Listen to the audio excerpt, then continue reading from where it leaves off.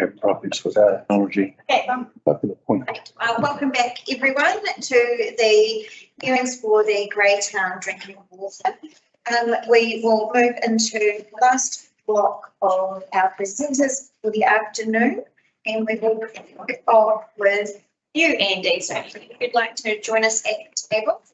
Andy's submission is on page 98 to the submission number 1.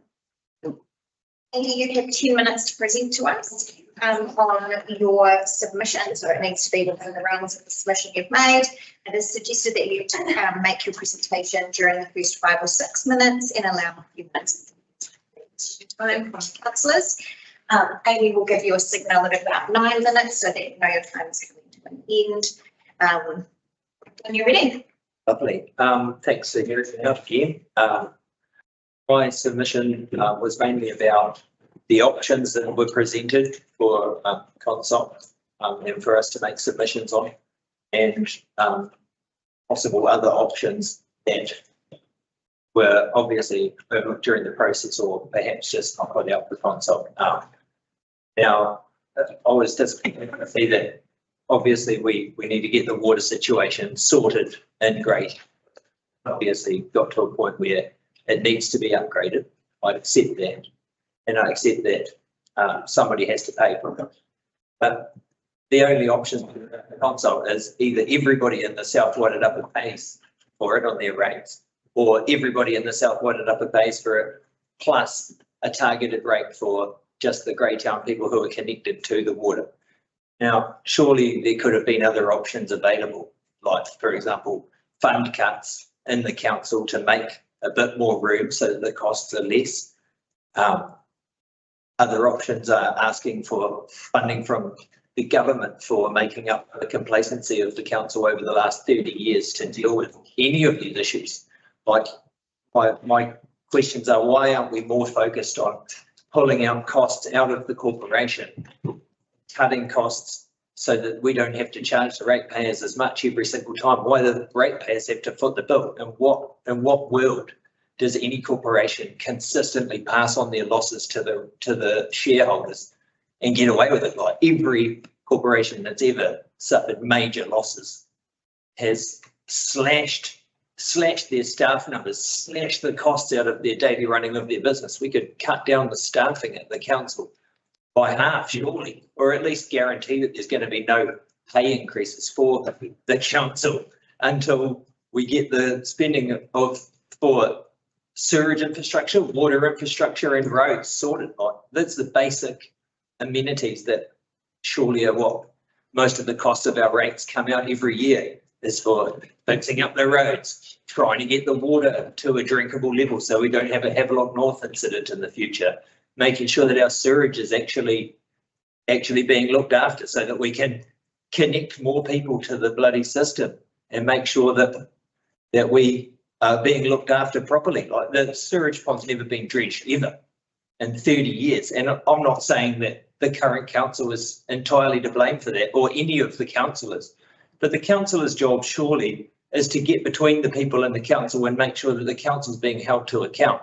Now, if the council just consistently gets to pass on these huge losses to the ratepayers who are struggling as it is to pay for it, or they accept the water done well reforms by the government, which is going to add another $2,000 odd onto the water connection bill, the ratepayers are suffering as it is. We've got to come up with some plausible solutions within our council and within our community that we can actually cut the costs on the ratepayers. Like, the council can afford to cut some staff, man, or cut some wages. Like, why are people getting paid more and more every single year to do less and less every single year and then just pass the cost on to the ratepayer?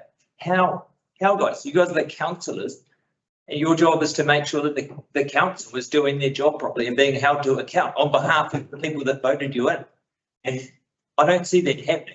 What I see is a council of 9 people each time voting, a couple of generic abstinences to make it look like people are choosing what's going on, and everything unanimously passing, no matter what the submissions are. That doesn't seem like fair fair treatment of your rates. The shareholders of the council who are now just footing the bill for the council being useless for 30 years. Do something about it. The councillors need to suggest either that the council make some cuts and at least bear some of the cost off their backs, or cut the cost down of all of these things. Make sure that they're spending the money that they've already rated against the ratepayers for the Greytown Soldiers Park upgrade. That needs to be first and foremost. If you can get away with that for a couple of years, just the 3 million that's already been rated, surely that's going to help cut some of the cost out of the whole new plant being done. Now, we need to do something about it. There has to be a way to reduce the costs going onto the ratepayers every time. Or we need to approach the government for basic actual infrastructure funding and say we're on the verge of like a collapse of all of our major infrastructure in the region. Is there a way that we can get some targeted funding to relieve the pressure off our actual ratepayers, which is going to go into our ratepayers anyway through tax, but at least it'll be spread out over a larger population and hopefully cost the ratepayers less, because people are like suffering huge costs now. Like the guy that was here last time, its rates have gone up 70%, paying $200 and something a week on his rates. That's crazy. It's absolutely crazy. There has to be a way, and the councillors need to put pressure on the council to make sure that they're upholding their end of the bargain, because any person that was this irresponsible in their job would lose their job, like we can all say. Andy, I'm just going to interrupt you there. Just ask you to please just focus on your order submission, because that's what we're here to.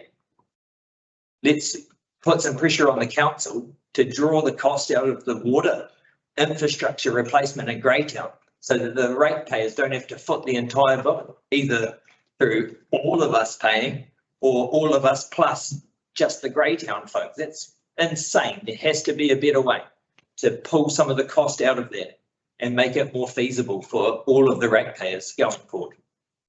Thank you. Any questions? Any questions for Andy this morning? Yes, can I just check with you, Andy? Do you appreciate that, in fact, the costs we're talking about are not all the ratepayers? The costs go to those people who are connected to the water supply. Yes. You appreciate that? One of the options, yeah. No, it is not. That works. It is only people who are connected to the water supply who pay water charges. And I wondered if you understood that. I understand that people connected to water pay water charges, yes. But nobody else does. The orders out for submission where the bill will be footed by ratepayers across the entire region, or the ratepayers across the region plus a targeted rate for the Greytown people who are connected. Across the region, provided they are Connected. Okay, even so, it's still a humongous amount of cost, isn't it, for something that could have been done. My question, are you a ratepayer? I rent, but I pay the rent. I pay my rates through my rent, yeah. That's right, so you're a rent. Yeah. Not that that matters, I'm still a member of this. Oh, I've got so many questions for you, Andy, but most of them are not related to your submission. Yeah, that's fine. Because, wasn't really submission focused, but. Yeah, so, and if you think we should cut costs, what services the council supply do you think should be cut to make up for them? Like at least a couple of people out of each department, to be fair. What evidence have you got for that? Like who? Who are you suggesting? Well, there's many different sections of the council. Like what? Like for instance? One example is why do we have, okay, there's at least 4 people for the hospitality who go around inspecting the hospitality things. We could cut that down to 1. We don't need to pay 4 people. I'm going to stop there because I don't. That's one example of a staffing cut. Isn't water related? Well, I mean, council is responsible for it. It's one of the others. Okay, any final questions for Andy this afternoon? Thank you. Lovely. Being with us. Thanks, Andy. Excellent. Our next submitter is Michael Hewison. Please join us at the table. Michael's submission is on page 256. Submission 1. Good afternoon, Michael. Thank you for. Afternoon. Thank you. Yeah, you were here for my spiel about the 10 minutes and Yeah, How was no, it? it's in the notes as well. You got 10 minutes, sort of 6 or 7 minutes, and feel free for questions. I know that's okay. And so I'll just quickly spin through it. So some people here know me and they know that I'm an engineer and I do have a engineering degree. So all this sort of stuff is bread and butter for me. Engineering risk management, my master's degree is bread and butter. So there's a broad background of things that I know. I've worked on multi-million-dollar jobs in the oil and gas industry in Australia, but particularly in New Zealand, built new terminals. So I've got a pretty good idea of moving stuff around.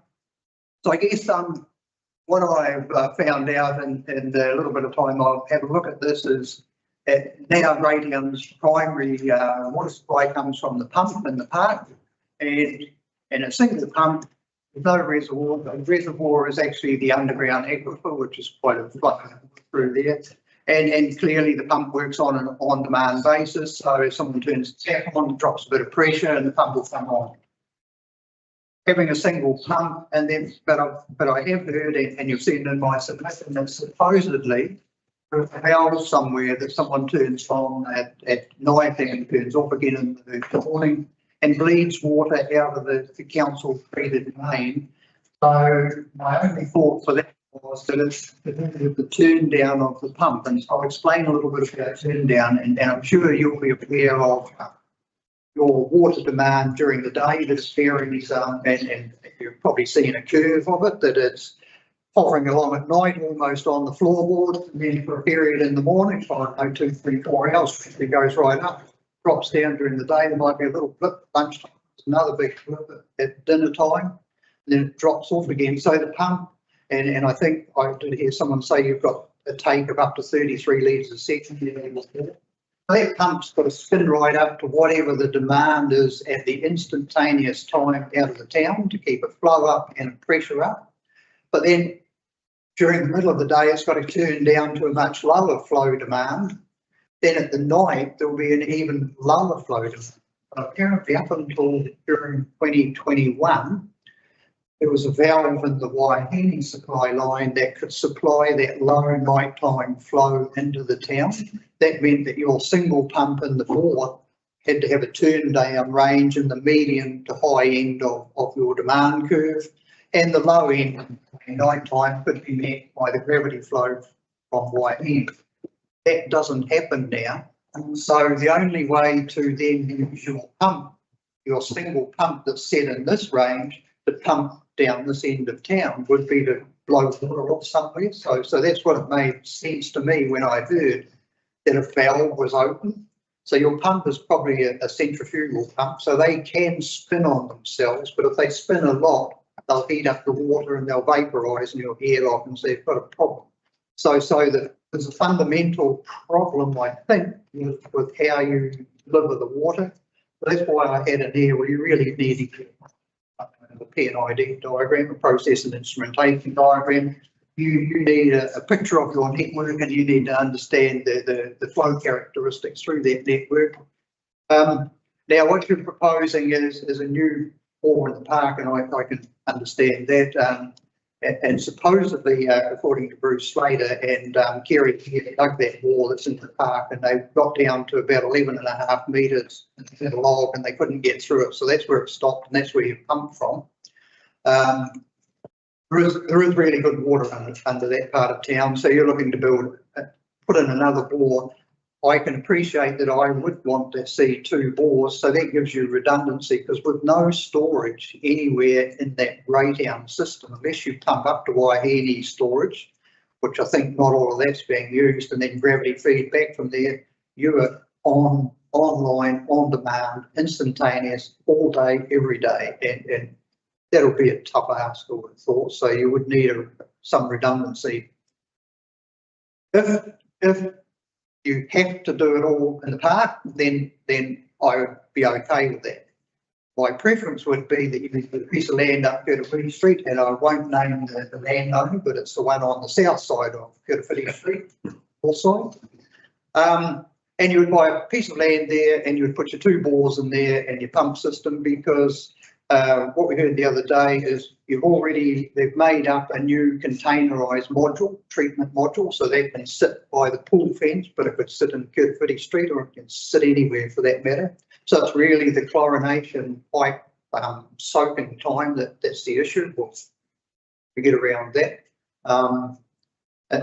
So I think probably, even though it might cost more, but wearing my hat as having been a member of the Wahine Action Group and gone into a major battle with the regional council for their $10 million flood protection for Greytown, which is now $2 million, or they're working at trying to squeeze that up a bit. So I know, and then the oil and gas industry, that there are ways of doing things, and I don't see this structure providing a good outcome. There's too many people involved. You have bugger all to say, really. Masterton used Becker's, biggest outfit in town, for their sewage plant. They've got to 20 million, then they forgot another 5 million. They had to get rid of them in the end and get Brian Watson in to finish it off, and it's gone to over 60 million. But they were using one consultant as their project manager, their designer, their implementer, every single thing. I built, or the 4 oil majors built a brand new oil storage terminal at Ruakaka, just outside of Whangarei and outside of the refinery fence.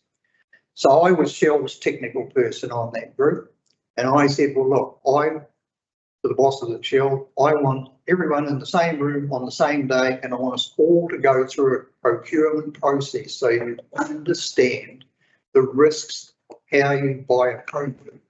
You go for turnkey or you go for design, and I would.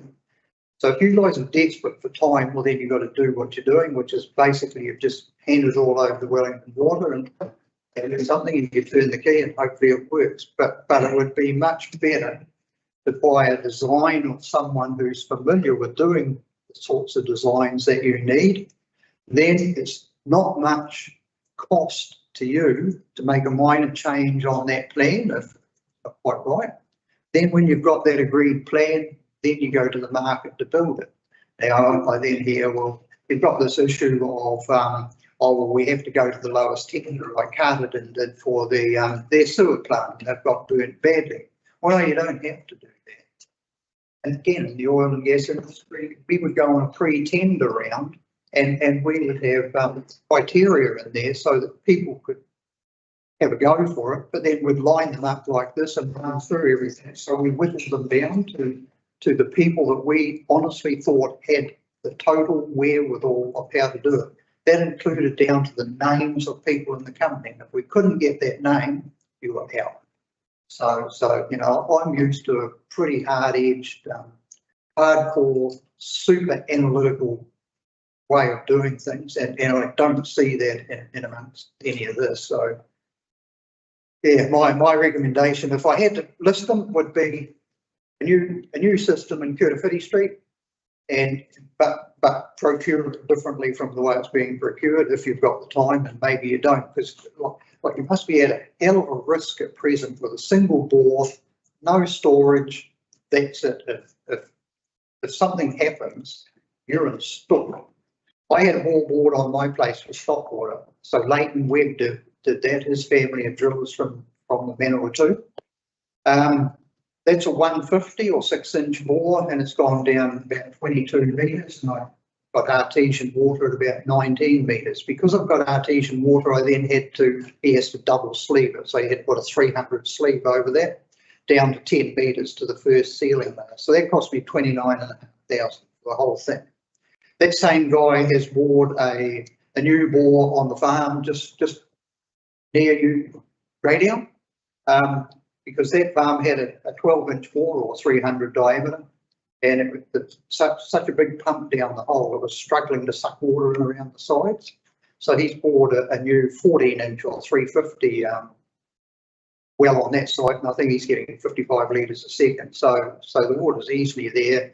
There are local people that can do this who know what it is. And he said, Mike, I've even got a spare 14-inch screen, suit a 14-inch bore in my stock, because he said if you want to get one, they don't come fast, in a few weeks to get it.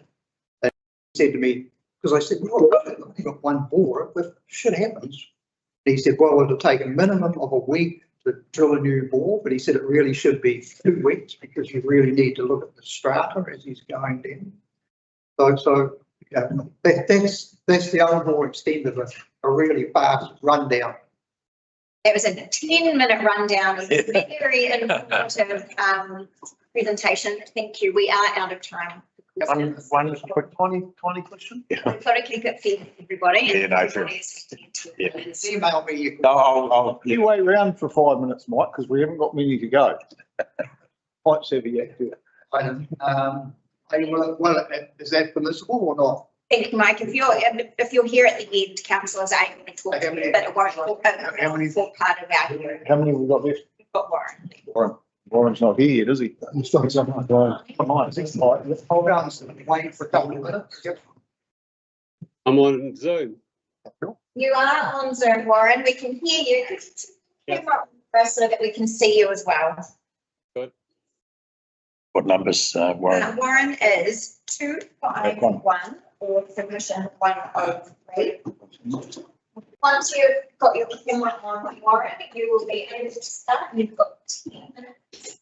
Leave us a couple of minutes to ask questions. That would be fantastic. Okay. When you're ready. Okay.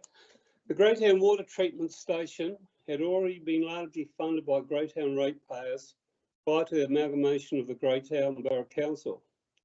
Asking Greytown ratepayers to once again bear the cost for water infrastructure is both unfair and inequitable.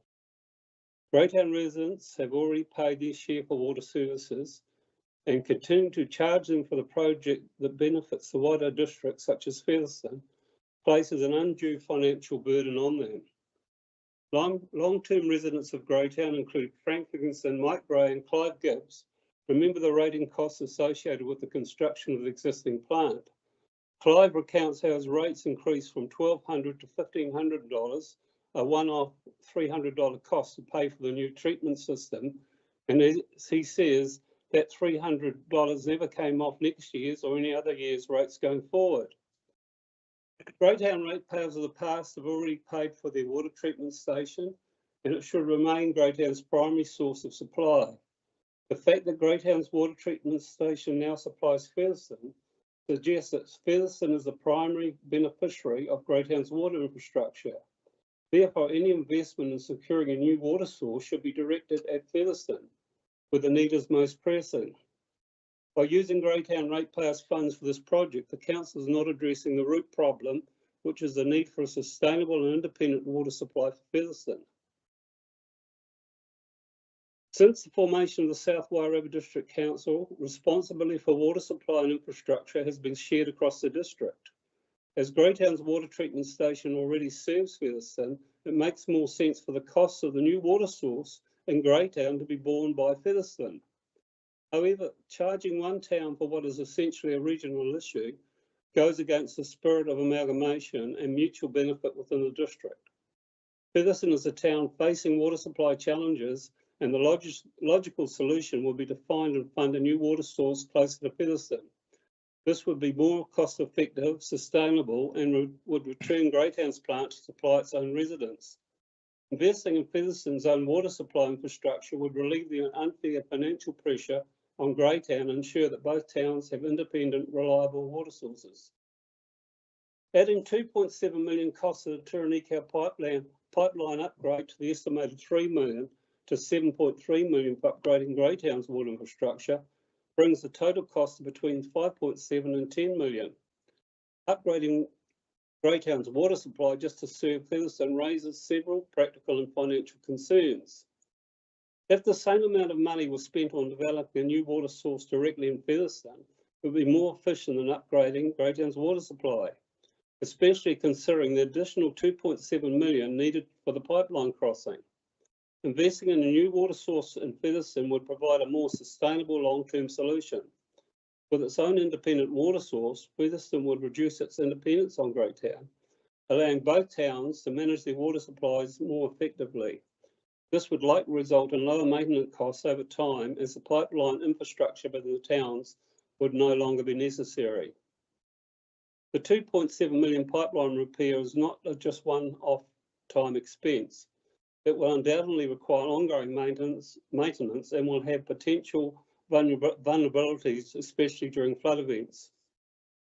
The existing Greytown plant has an unused storage reservoir with the same capacity as the current storage. This could be easily used to provide additional water capacity for growing Greytown. In recent times, SWDC installed a 300mm PVC pipeline from Woodside to Garrity's Yard on Humphrey Street, upgrading 6 kilometres of the supplied line to Greytown. Is this expenditure of rate-paying money going to be forgotten, just like the 1 million given to the Currently School Hall project, for which the contract is yet to be awarded, now unlikely due to government cutbacks? These expensive infrastructure projects, if not thoroughly researched and carefully planned, risk adding to the already unsustainable financial burden on ratepayers. Many households in South Wairarapa are already struggling with rising costs, and further rate increases will only exacerbate this issue. Ratepayers should not be forced to bear the cost of poorly conceived projects, especially when more thoughtful, cost-effective alternatives may exist. Past excessive rate rises have already placed significant strain on the community's well-being. Local community boards and council are being approached by more groups seeking financial assistance for basic necessities like food, indicating that rising rates contribute to a broader social issue, growing poverty among ratepayers and renters. When people can no longer afford their rates or rent, it points to a systemic problem directly linked to council decisions. Finally, it makes little sense to make significant financial decisions about the new water sources before the results of the $2.5 million project to electromagnetically map underground water resources in the Wairarapa are available. The funds were provided by Shane Jones, 1.4 million, Greater Wellington Regional Council, 900, Masterton, 900,000, Masterton District Council, 150,000, Carterton District Council, 50,000, and South Wairarapa District Council, 49,000. South Wairarapa District Council ratepayers are likely to contribute as Wellington Regional Council ratepayers, Wellington Regional District Council ratepayers as well, as taxpayers were also contributed. The mapping project initiated by the Greater Wellington Regional Council will provide valuable science-based insights into the underground water resources of the district. Proceeding with costly water infrastructure decisions without this data risks missing out on better, more effective water sources. Making decisions before relevant information is available could lead to inefficient or unnecessary spending. Without the mapping results, the council risks investing millions of ratepayers' dollars into a solution that may not be optimal. For example, the mapping project could reveal a more accessible or sustainable water source, either in Featherston or elsewhere, that offers better value for money. Prematurely committing to an expensive upgrade of Greytown's water infrastructure could mean missing out on more viable alternatives. Ratepayers have the right to expect that the council will make informed, prudent financial decisions moving forward with such a significant project before the mapping results are available suggests a lack of careful planning and strategic thinking. Ratepayers should not have to bear the cost of a rushed decision that might need to be re-evaluated once more comprehensive data is available. By making decisions now, the council risks locking ratepayers into long-term infrastructure plans that might not be the best option once the mapping results are released. This could delay the implementation of a better solution identified through the mapping process, wasting time and resource. The sound, responsible approach would be to wait for the mapping results and use this data to inform any decisions about water infrastructure. This would allow the council to plan comprehensively and ensure that the investments are made in the best interest of all ratepayers, using the most accurate and up-to-date information available. Before proceeding with any significant financial outlays, especially multi-million-dollar projects, the council must undertake undertake comprehensive research to identify the most effective solutions. This includes waiting for the water mapping results and considering all possible options before committing ratepayers to expensive long-term commitments. Only by ensuring that the right course of action is taken can the council avoid exacerbating the financial pressures on the community. Thank you. Thank you, Warren. Any questions for Warren this afternoon? I wonder if he could, his copy of his submission. Yes, yep. Councillor Hodges just asking if you please have a copy of your Presentation. Yeah, I can send it out. I had intended coming. I didn't know what was happening until this morning, and I was committed to something else. So I can send a copy to all the councillors. Thank you. That would be much. Thanks. The only other solution, the only other suggestion I'd like to make would be it would have been nice if it had been held. Submissions had been held in Greytown, because I know there's a lot of people that would have probably attended, local people. You want to get on board. I do have one quick question for you, Warren. You talked about waiting for the electromagnetic mapping. One of the considerations that council and this committee have to consider is the risk that the current water brings us, so the risk of it failing. Do you think, in your opinion, that we should bear that risk and wait, because if the current water fails, we have a fairly substantial problem. I think that my understanding it's only about 12 months away, and I've been involved in electromagnetic mapping soils for a long time, and I know it can be dragged out, but the maps are pretty easy. Once you have all the data, the maps are pretty easy to produce. It's usually just computer generated. So I would think that they would have the data for Greytown, and perhaps a map could be prepared for Greytown and Featherston quite quickly. So I don't think you'd have to wait for the whole map. I think that it might be possible to get the section that the people may be interested in terms of Featherston and Greytown. Thank you very much for that, Warren. If there have been no final questions, well, we appreciate your time and thank you for joining us online. Thank you. That brings us to the end of our public participation and presentation this afternoon. We will now move on to the Greytown drinking water supply hearings report. Jonathan Luger, please to accept.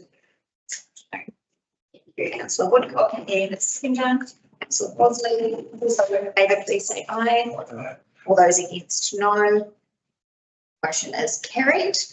Mr. Thomas, thank you for joining us. I thought we were going to have some Wellington water stuff with you as well. Was that correct? No, just you. I'd like to take us through the report. Yeah, thank you, Madam Chair. First of all, I just want to acknowledge all the speakers, elected members and staff for the changes of the setting today. We were under the understanding that we only had the one presenter coming along. It's most likely our mistake that we didn't ask people to RSVP. So I just want to acknowledge the flexibility of the presenters and also yourself making yourself either available online or coming in person. Second of all, I just also want to acknowledge our local board, Joe Woodcock, who's behind us as well, who's come along to listen today. The purpose of the hearing and the submissions, the purpose of the hearing today is to close off the submissions.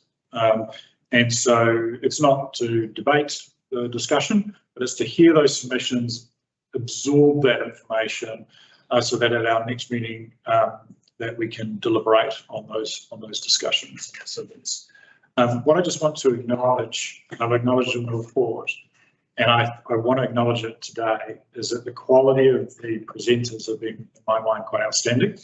I think that we have received a very broad collective feedback from experts who are in the field, and I've had discussions with people outside of this forum that are members of the public who work in the water industry. I think we can also just acknowledge the experience of people who use and live in Greytown, who use the park or live in Greytown, and that's been well thought through.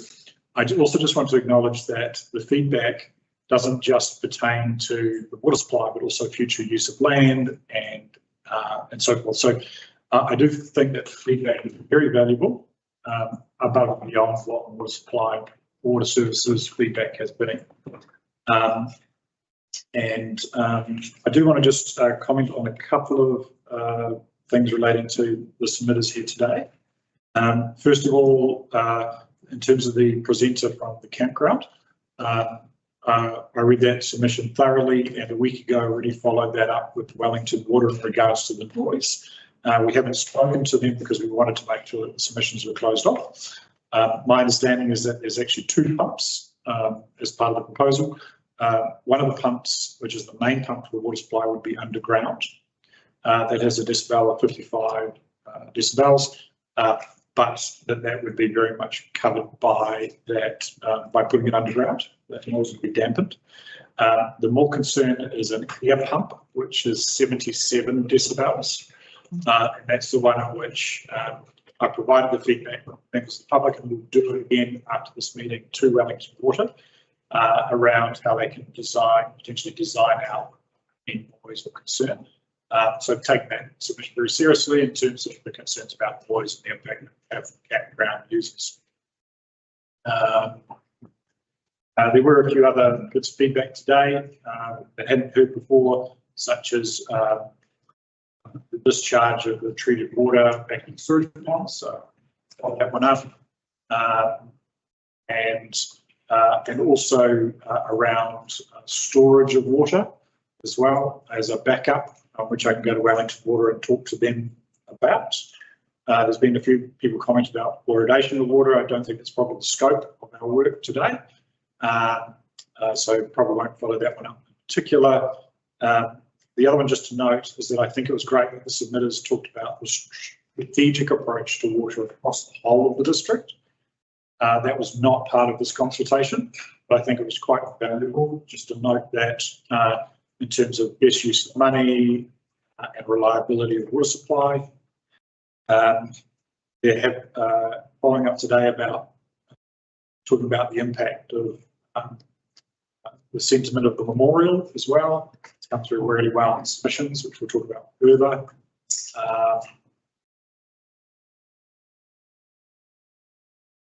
So I think those are the key things of today, which I can take back to the team, give you a more comprehensive response as part of the deliberations. So just wrapping up the consultation, thank you to all those members who came to the open day, and also all those who have submitted. As I've noted, I think the quality and depth of submissions were really excellent, and I think that will go a long way to helping you deliberate on the 13th of November. Councillors, any questions for what we? Rob, thank you. I've just got one question. You heard me ask the question of Mr. Ryan, who's the campground leasee, whether he had been consulted at all during this process, and he said no. And yet your report says he was consulted. So it obviously then raises questions that I would have about all the others who said they've been consulted. And I know that's not you that's doing the consultation, but I'm assuming Wellington Water did the consultation. I can tell you quite specifically. So of all the park users, we emailed them asking them to if they would like to meet, and also if they'd like to make a submission. We met with a lot of them came along to the open day, and then on top of that, I met with the men's shed one-on-one. So while we didn't able to engage with them face to face on the night, we certainly directly contacted them as part of the process and asked them to engage. So I suppose, you know, I'm reading your report and taking your comment then that you met with the men's shed face to face, you met with Scout Group face to face, but it doesn't sound like you met with the campground owner face to face. when he is the only direct business affected by this proposal. And you heard him today say he has not been consulted or not been, there's been no discussions with him. That really worries me, that we're consulting with community groups, but not with a person whose business and livelihood is affected. So through Chair, we did email and phone call the particular park users to try and engage with them and discuss them, but had no correspondence other than the submissions that we received. Doesn't mean that we aren't going to re-engage with them and talk to them, especially on that particular issue now that I've got more information.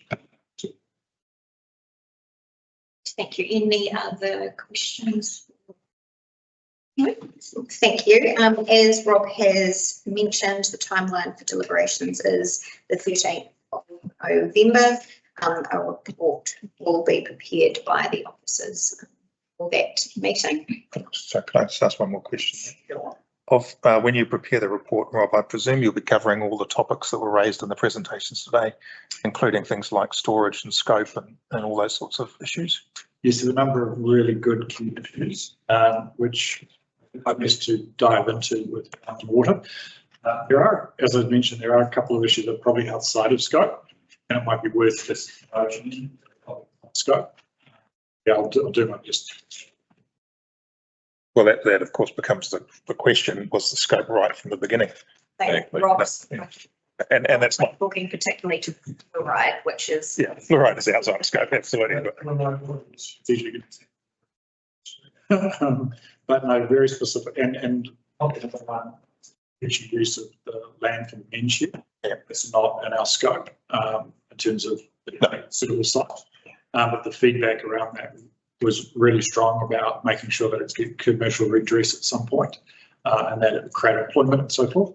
Yeah, that's outside of scope. I acknowledge that. But what you've heard from specific to the water, to those sites, and obviously Slosh Memorial with more feedback in terms of empathy to it being a memorial park. There's a lot of really good information there, so I'll do my best to pull it together.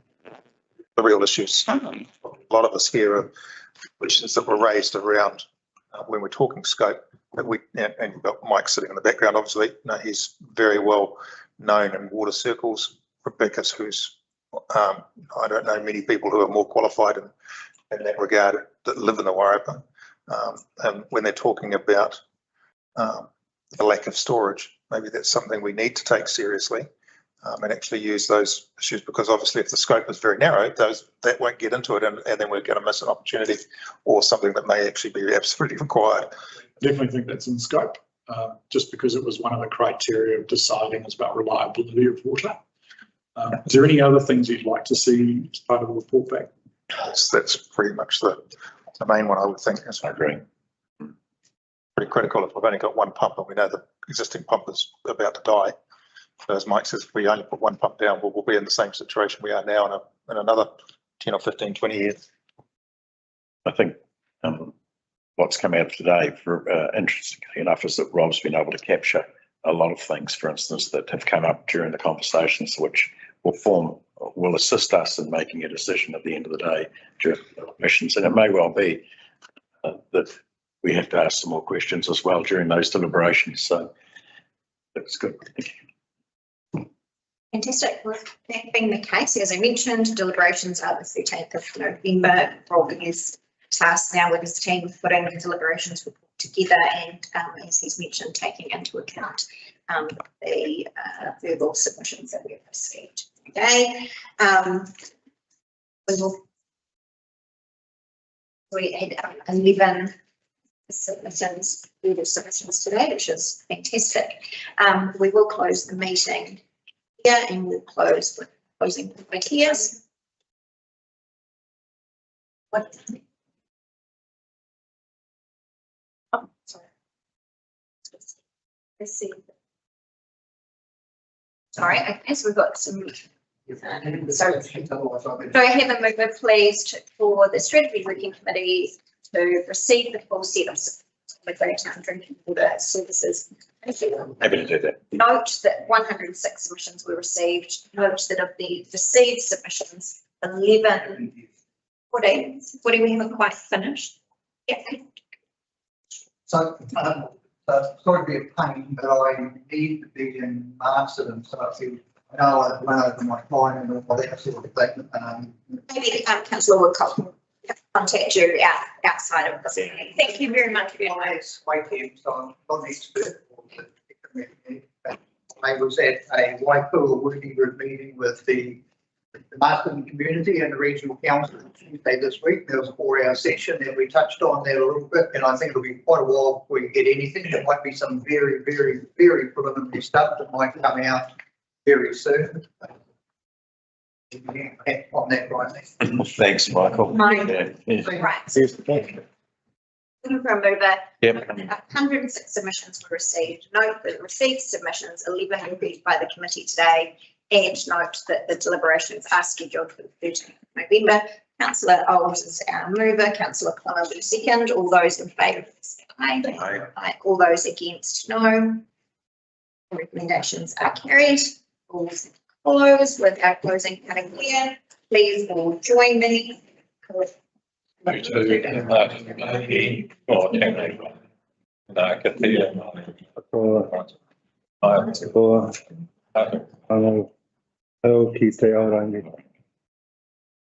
Thank you very much.